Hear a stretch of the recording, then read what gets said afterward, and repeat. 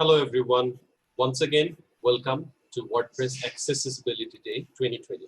My name is Ahmed Kabir Chayon and I'm working as a business development manager at Williams. I'm also a regular contributor to the Making WordPress documentation, design, polyglots, accessibility, hosting community, learn WordPress and marketing team.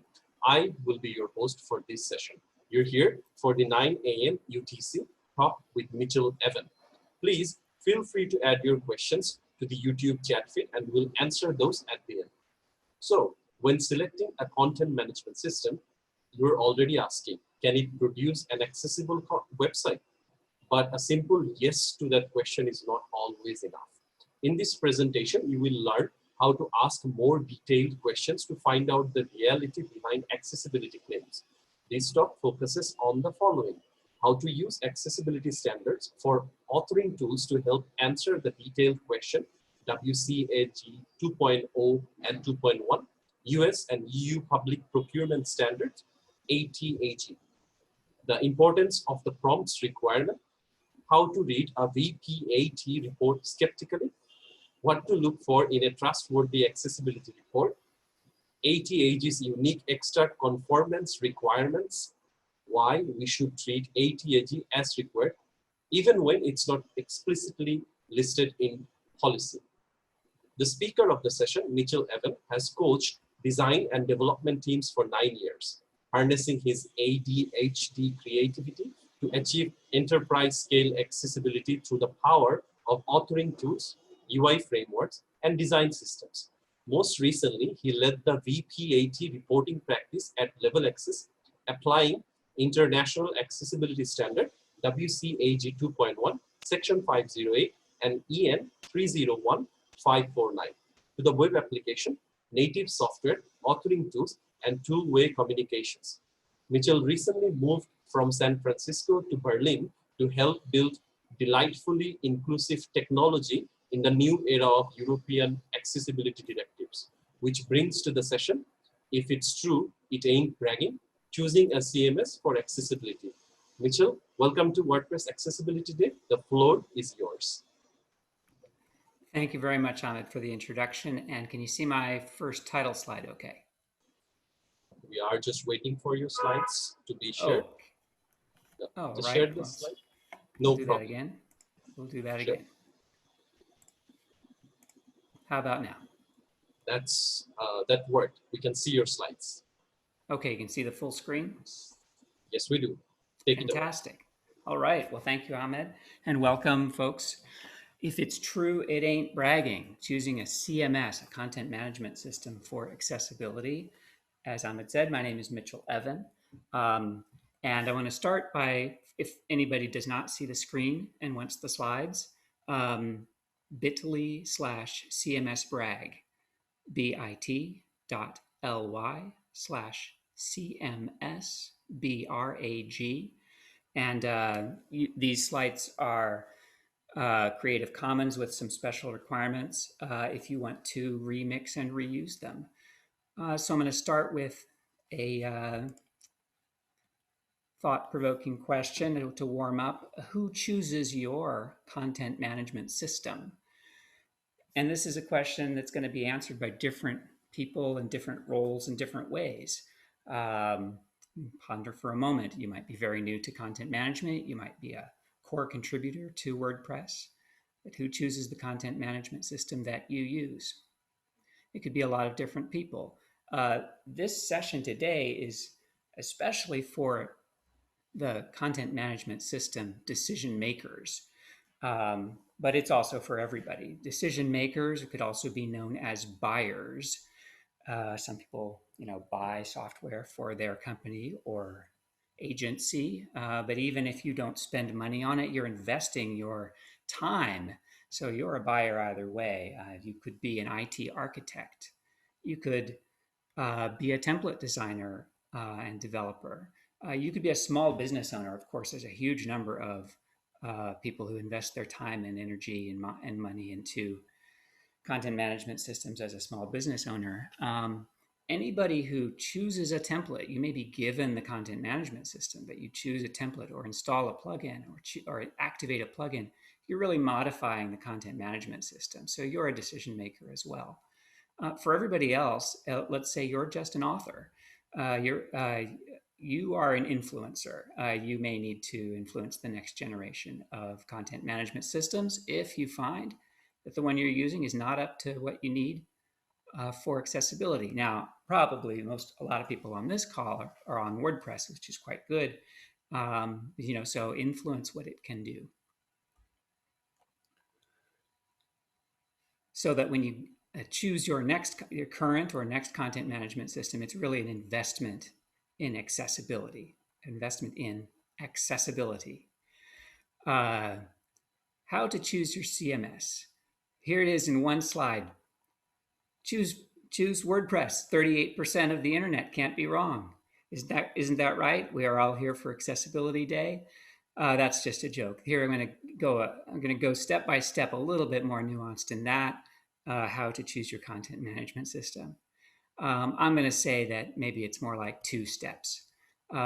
Step 1, ask what the content management system can do, and then verify that that's true. And so, the rest of this is really going to be breaking down into those 2 themes, ask and verify. Unfortunately, there's more than 3 slides in this deck. Today, I believe that choosing a content management system for accessibility is harder than it should be. And I'll give a couple of perspectives on this.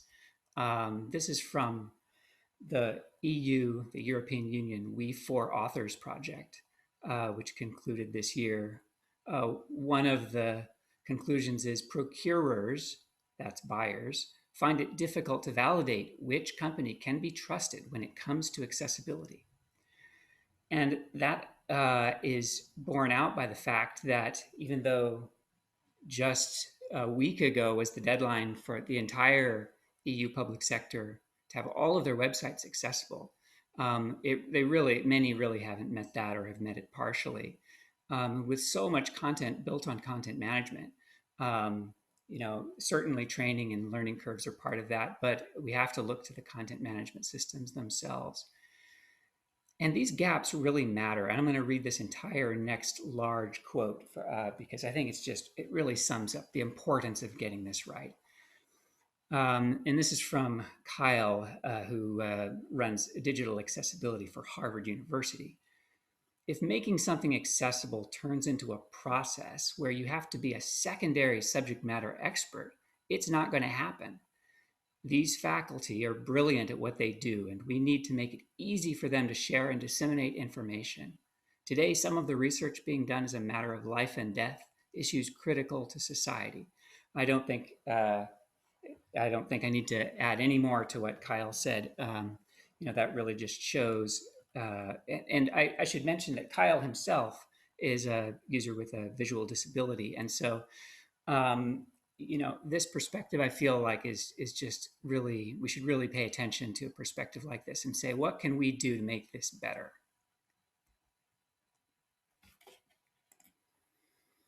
Because if it's not accessible, we want to think of it as not functional.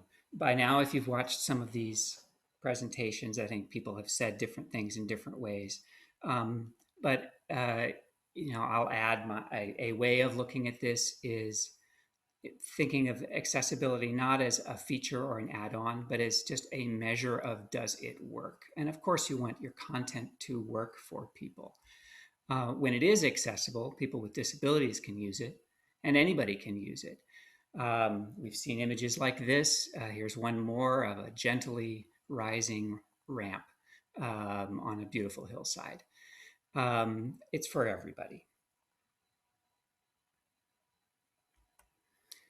So those 2 steps.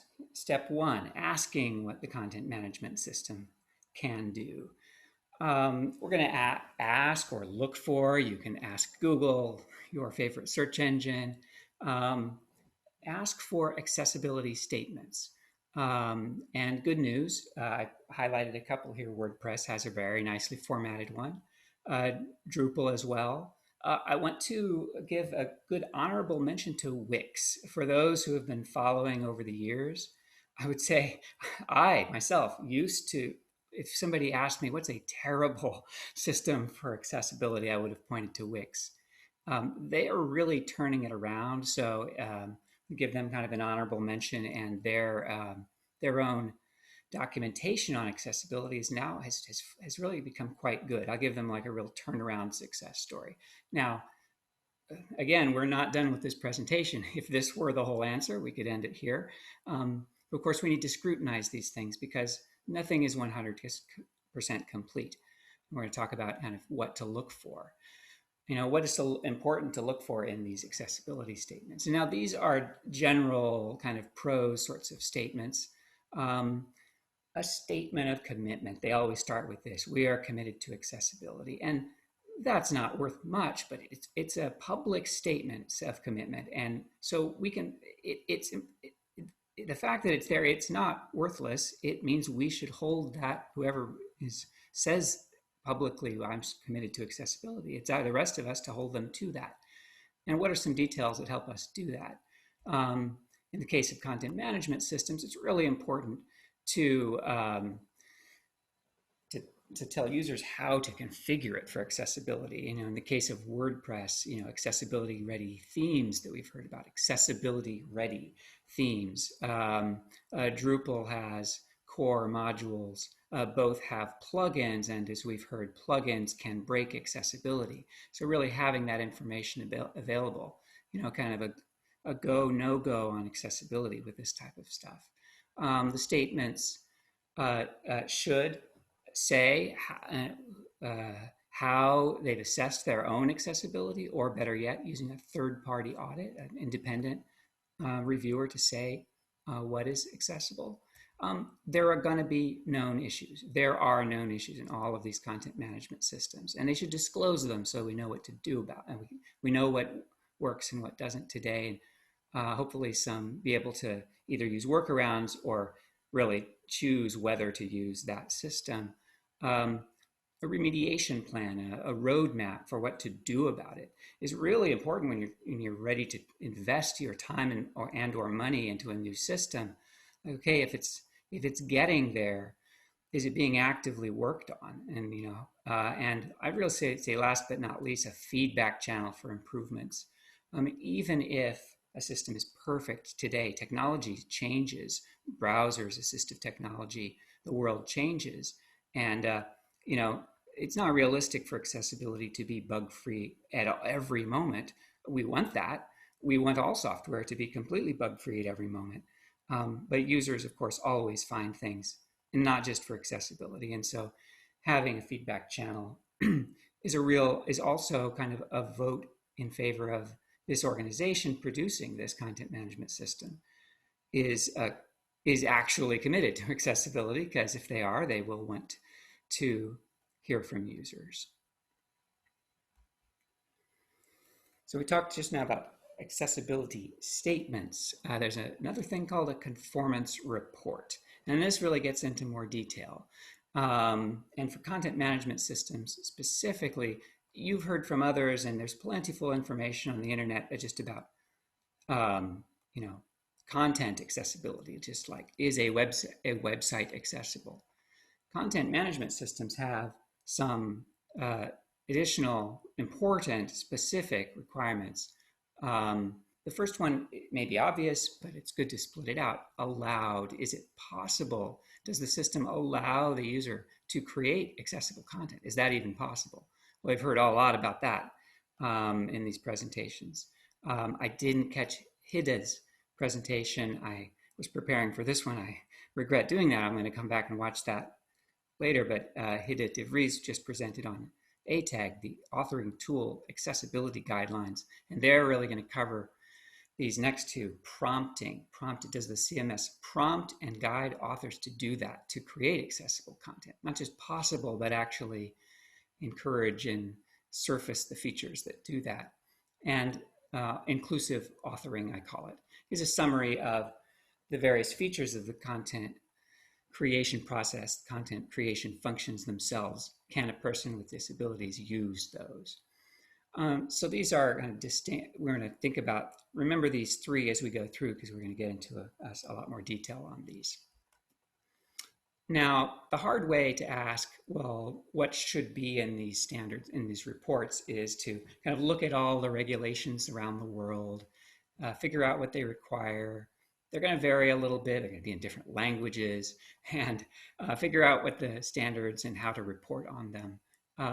Now, this is very logical, but this is harder. This is more complicated than you have to do it. And you're going to see some of that complexity, but then in the next slide, I'm going to show you how to simplify it down.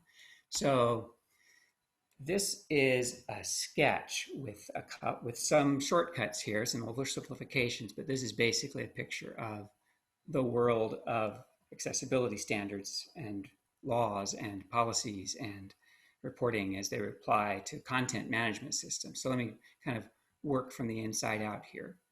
So on the right, we've got WCAG 2.0, still by far the most common standard around the world in terms of countries and regions that use it.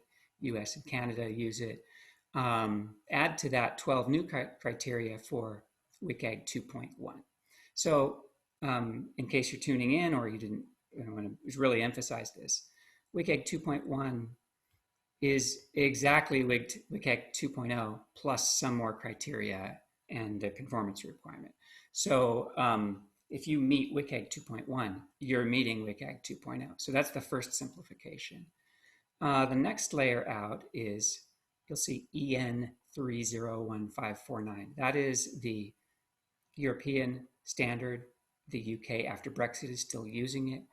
And it has more than, usually people think of it as just WCAG 2.1, but for certain types of products like authoring tool content management systems, it has some specific requirements for those. I call them the harmonized authoring tool criteria because you see the circle below, US uses very much those same authoring tool criteria in section 508. So, and then finally, ATAG adds its own more detailed criteria, and that's the blue bullet on the left there. If you don't see the screen, I've described the structure of this. And as I mentioned before, the slides are available at any point. This is a complicated graph. I do have a text alternative for it. So the point is that you could try to figure out all around the world what everybody's doing, but it boils down to these standards, ATAG, WCAG 2.1. If you meet those two standards, you're completely covering it for content management systems anywhere in the world. The whole world can use it. So I've done some analysis for you. You can, if you want to do less good stuff for your users, you can go and reanalyze the world and try to cut corners. But why not just keep it simple? WCAG 2.1, ATAG 2.0. Now, how to report on these? Some good news. Pretty obvious. You can do an ATAG report for ATAG. This one is still, especially in Europe, and we're on Europe time today, is really not so widely known, is there's a lot of people have heard of VPAT, the Voluntary Product Accessibility Template, but still a lot of people you talk to will say, oh, that's a United States thing. Since 2017, it's been international. It's covered both US Section 508 and EN 301. And now as of last year, it covers all of the standards that are listed here. So you don't need to go and invent a report format. You can use this format to report not just for the US. It continues to do that as it has always done, but now it reports, it's available for the EU. So we're gonna look a little bit more at what to expect in these kinds of reports. I believe it may be obvious, but I will remind folks we're covering a lot of material here. We'll definitely allow time for questions at the end, and please put those questions in the chat as we go, and we'll allow time for those. Certainly within this time period. So one thing I want to highlight is you might have noticed that there were no countries listed on the ATAG. So who needs ATAG guide requirements? One answer is nobody. No law or regulation directly requires the authoring tool accessibility guidelines that I know of. If somebody knows differently, please put it in the chat. And yet I say that everybody should use the authoring tool accessibility guidelines because they reduce your risk of an inaccessible website. And it's the website that's produced that has the most scrutiny and the most users of anything in this system. And so why would you make it hard for authors to make things accessible and then resulting in more bugs on your websites? So it's completely voluntary, but I think a really good idea. So we're going to talk some more about what are the differences and why that is. If you use these two reports, remember those questions I asked before, the questions down the left here, the key questions of is accessible content allowed possible? Is creation of accessible content prompted? Is the process of it inclusive? Is the authoring process inclusive? And so this just shows what those different standards and reports cover. The first two columns are VPAT 2.4 International. They cover all three of those requirements. The VPAT part, the WCAG part of VPAT doesn't cover the prompts, and then those harmonized authoring tool criteria pick up the prompts. But I added a second check mark under ATAG because they just have more detailed criteria. My favorite being prominence of prompts. So prompts just need to exist in as far as the EU and US harmonized accessibility, harmonized authoring tool standards. ATAG says they need to be prominent. They need to be equally prominent to other things. So thumbs up on that. We want that. We want to make it easy for authors to do the right thing. I'm not going to drill into this right now, but in a moment I'll show just one example you can see of what good prompts would be like. Okay, so we've talked about so far about the, let's say I, a business owner, an IT director is choosing a content management system. We want to go out and look to see that the producers of those content management systems have provided good instructions, good information about what works and what doesn't yet in their content management systems. Now let's verify that. Step 2, verify what the content management system can do. I like this as a starting point. WordPress lists a bunch of VPAT reports. Again, that's the Voluntary Product Accessibility Template. I'm going to go ahead and follow this link because we're going to take a look at one of these reports. I think I'm going to need to change my screen sharing here, I just realized. Okay, bear with me while we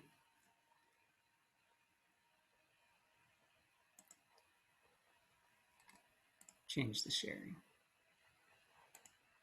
Okay, I'm going to check the chat really for a quick moment and see. Actually, can I have an audio of is the browser coming through here? Yes, it is. Thank you. Thanks for confirming that. Okay, so I just followed this vpats.wordpress.com, and it lists a bunch of VPATs. What the approach that WordPress has taken is to show VPATs of partners and content, and so I'm just going to choose the first one here. So the first VPAT is going to have a problem. Remember that VPAT 2 point something I said. First thing we see here, it doesn't even have the number of the VPAT. But this is not VPAT version 2, this is VPAT version 1. This was back when it was not international. It doesn't really even reference web content accessibility guidelines. So that's the first thing you want to look for. We're going to come back to specific VPATs and some of the things that they should contain. I'll start by summarizing them, and we'll kind of switch back and forth between looking at the, looking at actual documents and some of the, some of the things that that I would encourage you to look for when you're evaluating these. So the first thing I mentioned is the VPAT report even complete? Does it have the things that it should? These days, it should always be at least VPAT version 2.0, because that's the minimum you need to even cover WCAG 2.0 accurately. And if you're using WCAG 2.1, like 500 million people in Europe need to do, it needs to be VPAT version 2.3 or higher. So it's up to 2.4 now. The differences are very slight. So if you find anything VPAT 2.3 or higher, you're all set for WCAG to cover accurate. Accurate, that's a separate question. It has the right pieces in it to answer these questions. It really must list the name and version of the product that was tested. Obviously features and bugs and change. So if you don't even know what was tested, the reality is it may be a version old or more, but if you know what it is, then you can triangulate what might be different. And specifically for a content management system product, it must actually include and report on the authoring tool criteria. I mentioned that because let's just say there's a varying range of quality of these reports, and we're going to look a little bit more about that. Does it have the just basic requirements that it needs to contain? Next question, is the report credible? Does it say what was tested? Like, what was the scope of testing? It's normal to test a sample of things in complex systems. Well, what was the sample that was tested? Was that a reasonable sample? You should cover, at least, a core process of logging in, choosing accessible ready templates, and editing content like a block editor. If it was missing one of those core steps, it shouldn't, right? First of all, and you want to know what it includes and didn't include in the sampling. And we'll look at these next ones in a little more detail. Remarks explaining the ratings. I'll give a visual of that in a moment. This third one, the auditor is a reputable third party. That is not a minimum. That is there are companies that test their own and do a good job. But if it's a third party that's named on the VPAT report, that both shows independence, and you can look into that company and say, hey, are they known for doing a good job on these things? I wouldn't say that's a must-have, but that's a bonus. That's a plus in terms of credibility, especially when you're in a hurry, and who isn't in a hurry, we're gonna that first one that I mentioned, what was tested. In the case of content management systems, not just the functionality of the content management system itself, but what it was creating is important. And let me say that if you just stick in Hello World or Lorem Ipsum into a content management system, you really haven't tested it. You got to think about what are the different kinds of content elements that are pertinent for accessibility. And I know that others in this WordPress Accessibility Day have covered this as well. Take this as my perspective on what are some key kinds of content. Images, of course, with their alt text.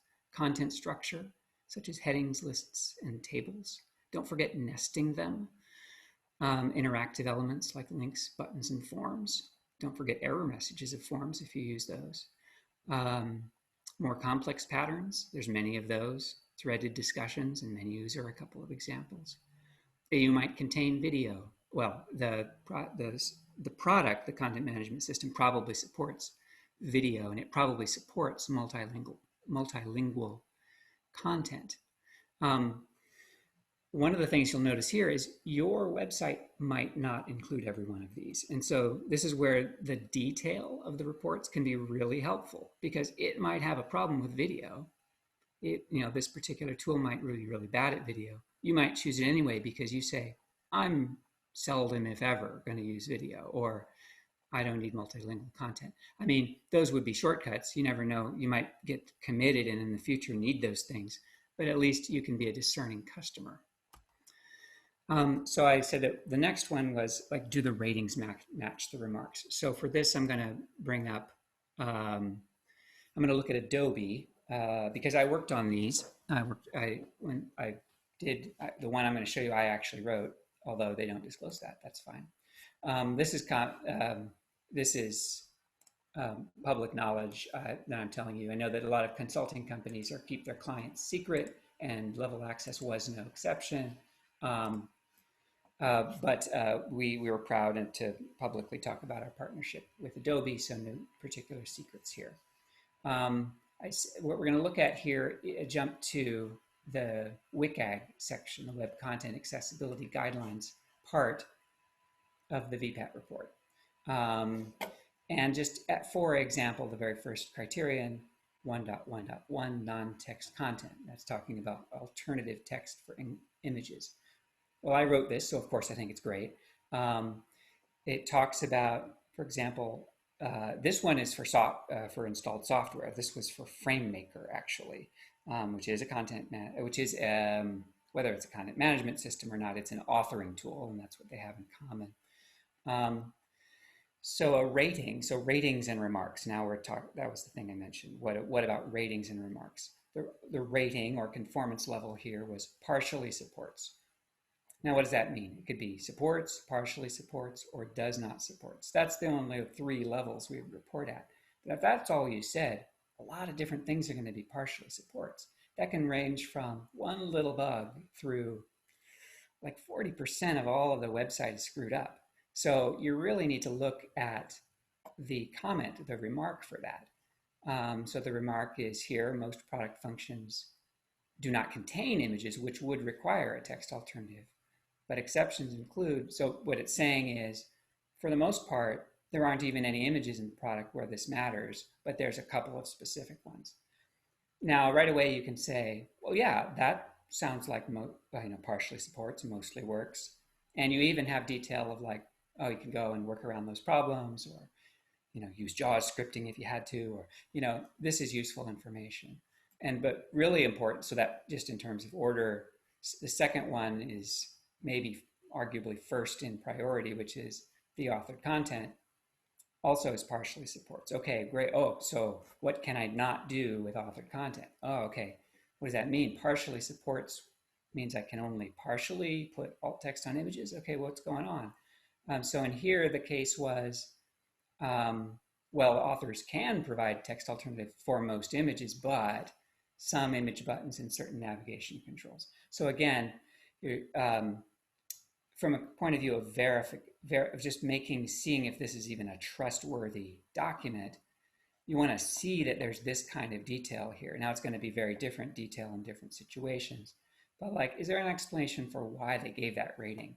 Like if there's not, if you look at this and you're like, that doesn't tell me anything, it kind of puts the whole report into question.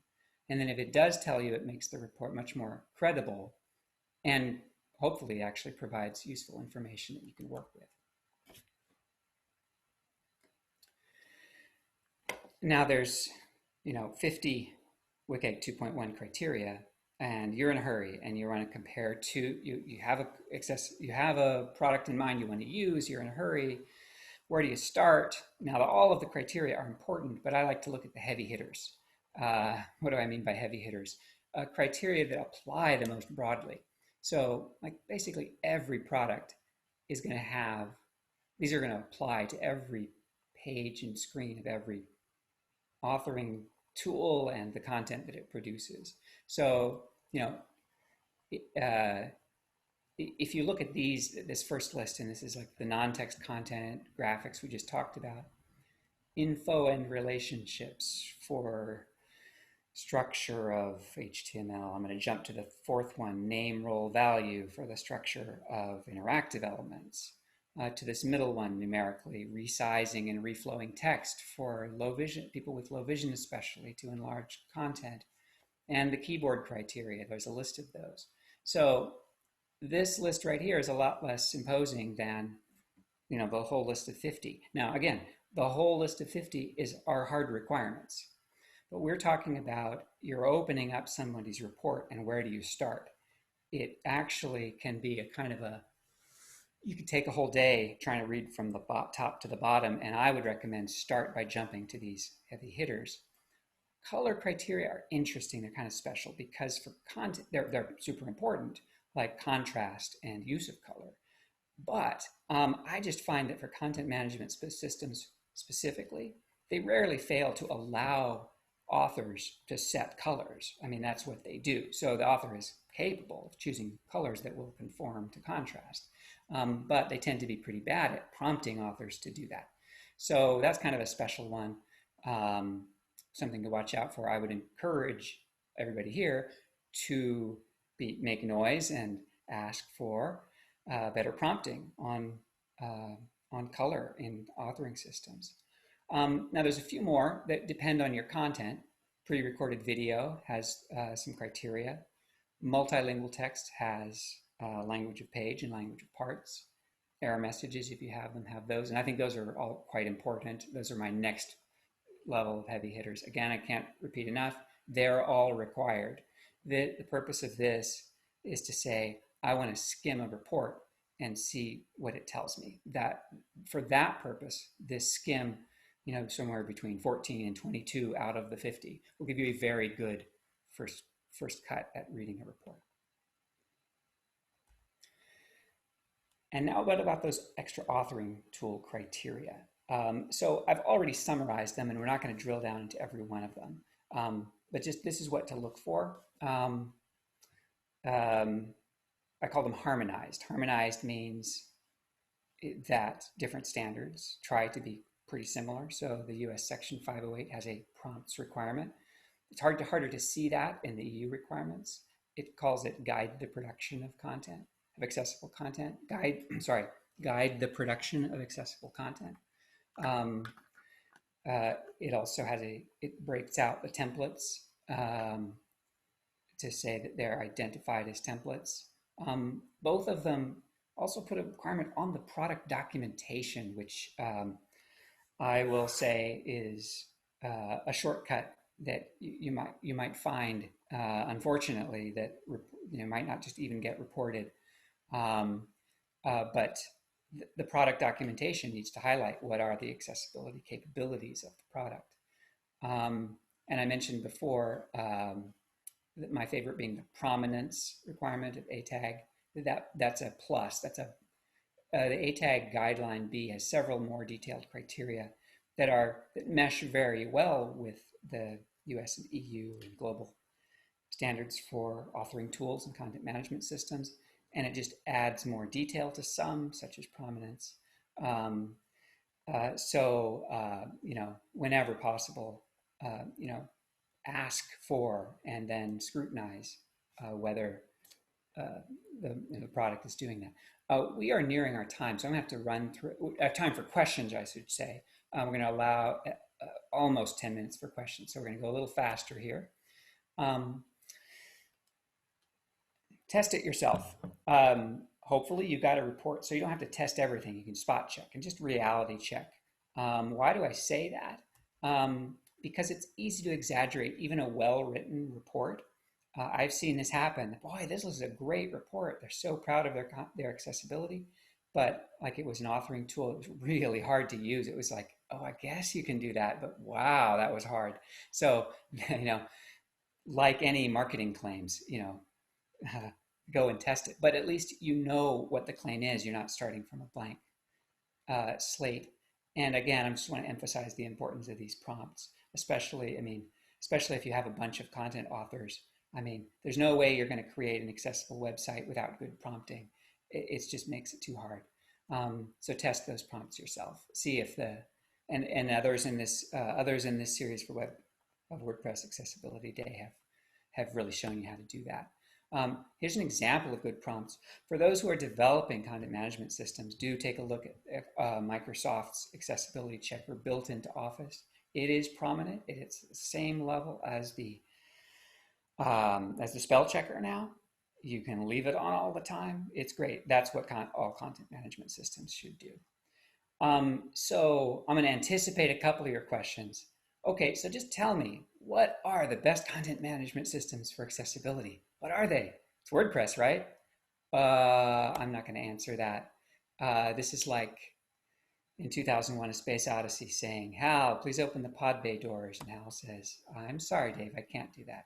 I'm sorry, I can't tell you exactly what the best content management systems are. Not because I'm trying to kill you in outer space, because none of them is perfect, and what's going to work best is going to vary by your needs. So I've listed some links here. Download the slides. I'll give you the link for that in a moment here.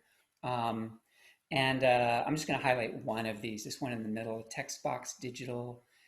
Some folks in the UK have this. This helps, you can filter it by content management systems and find their accessibility statements. It's really cool. Come back to that.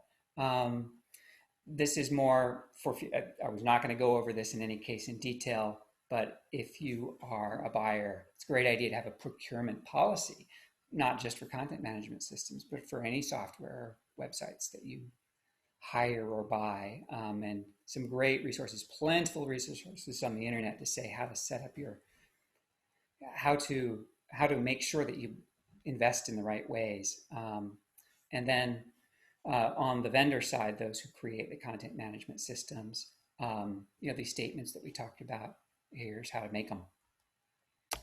And still you say, this is so much, Mitchell, but I need a content management system right now. Tell me the minimum. Well, first I'll say, don't skip it entirely, because do you really need it so soon that you're willing to choose the wrong one? Yeah, so there's the challenging question. Take a breath, choose the right system. And if you could only check one thing, if I could only check one thing, if I could do this, I would say, take a website that was produced by that and have a person who really uses screen readers well, check it out. And choose a website that's like what you want to make. If it can't do that, yeah, you need to ask more questions. I'm going to end with these thoughts. Is a fully conformant CMS possible? I say, yes, that's possible. And here's a thought-provoking question, is how to do that?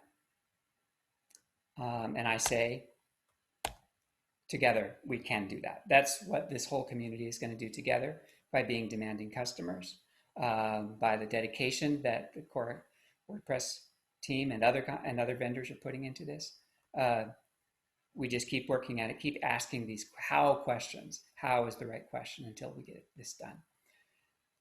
So with that, we are a couple minutes into the questions. We do have, if I'm not mistaken, 6 more minutes for questions. We'll get some here, and we'll make sure that they all get answered later. Thank you. Thank you so much, Mitchell. That was an insightful presentation. We all learned a lot today. I'm sure the community itself, the organizers, stakeholders out there, people who want to learn about accessibility, was able to take away a lot of great points out of this. So we will begin the question and answer session. We have 5 or 6 questions. So the first one, what are your recommendations to the community building WordPress to be more accessible? I should have given you a couple of disclaimers up front. One is that I am not a WordPress expert, so I'm going to answer that in a more general way. And it's a little bit of a repeat of what I said, which is, I think that prompting for authors, prompting for content creators, like if you do that well, that's the first thing to do well. I would say that I'm tempted to, it's a close second though to make the interface itself accessible. And it's not just to meet the requirements, but to make the actual authoring experience rock solid for people with disabilities. There's two great things that happen when you do that. One is you help solve the employment gap. People with disabilities around the world are today, statistics are shockingly consistent that are like employed less than half the rate of people without disabilities. And the digital world can solve that. But another great reason to want to make your authoring experience accessible is that then you've got people with disabilities both authoring and checking the results of their authoring. And so you've got a really great community feedback loop to tell you not only how to make your authoring process better, but how to make the output better. You've got more people with disabilities scrutinizing that output. So that's a fairly broad kind of philosophical answer. And like I said, I'm not actually the WordPress expert. I want to take a step back and put WordPress in the context of authoring tools and content management systems in general. I agree with you, Mitchell, but you did mention that it's a community and we should make changes together. So which is why your comment does make an impact and it's adding value to initiatives such as WP Accessibility Day. So the next question, how can we sell the idea or even educate our leadership or leads to make accessibility a top priority? There's many answers to that question, and I will just hit a couple of high points. Everybody on one answer is watch all of the presentations for WordPress Accessibility Day, because I think that's just a theme throughout. I mean, the best way is because you care about users in general. You care about your customers. You want to have more customers. You don't want to slap your customers in the face when they come wanting to use your content. So whenever you can think about it in terms of a user-centered approach, like if your company culture is already thinking about your users, these are your users. That's always the best way to start. If that doesn't get their attention, go back to the slides with the complex rules around the world and the requirements and the legislation and the lawsuits, and scare them a little bit. But then once you've scared them, come back to doing the right thing. Don't just think about laws all the time. Just that's the reason to begin doing the right thing, and then come back to that first question: what can we do for the users? Absolutely. Next question. Imagine you don't know anything about WordPress and checking its BP80. Would you consider using it as a CMS? I have not. So somebody please ping me if there is one. I have not seen like WordPress core having its own VPAT report. So I'm going to answer it a little differently, looking at WordPress's accessibility statements, which I just had one link in there, just in the interest of time. I just said, here, this is the start here page. But as many others on this series have talked about, really drilling down into, choosing the accessibility ready templates, developing your own templates, watching out for the plugins. It's got just a ton of information there. It says what works and what doesn't. It really comes across as very transparent and honest about what works and what doesn't. It tells you exactly how to go and find the known issues. So, at a glance, I say it has, has what we're looking for. One other thing I flew by, and so these are sort of, I guess I have to say that I haven't gone and done the same level of deep verification for WordPress that I listed that each of us should do. And that still hasn't been done in years anyway. Like I know the Gutenberg block editor got a detailed audit. I've taken a look at that.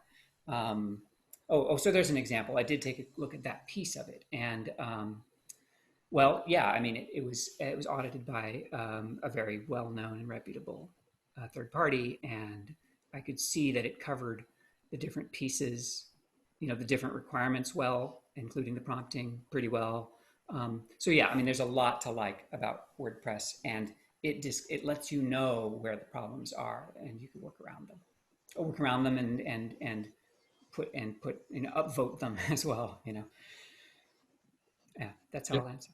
Yeah. Thank you so much, Mitchell. I would have loved to continue with the Q&A, but we are out of time. So thank you so much once again. I would encourage you to post your answers on our website so that the question that are posted that can also be addressed. On that note, we come to the end of the session. If it's true, it ain't bragging. Choosing SEMS for accessibility. I want to thank everyone for attending for this session with Mitchell and myself. You can continue the conversation using the hashtag WPAD, hashtag WPAD2020, and @WPAccessibility. And don't forget to attend the next talk, Making Accessibility Reports with Callum Ryan, sharp at 10 a.m. UTC here in the same track with myself. See you right here after the break. So we will catch you again sometime later. Mitchell, bye-bye for now. Thank you very much. Thank you. Bye-bye.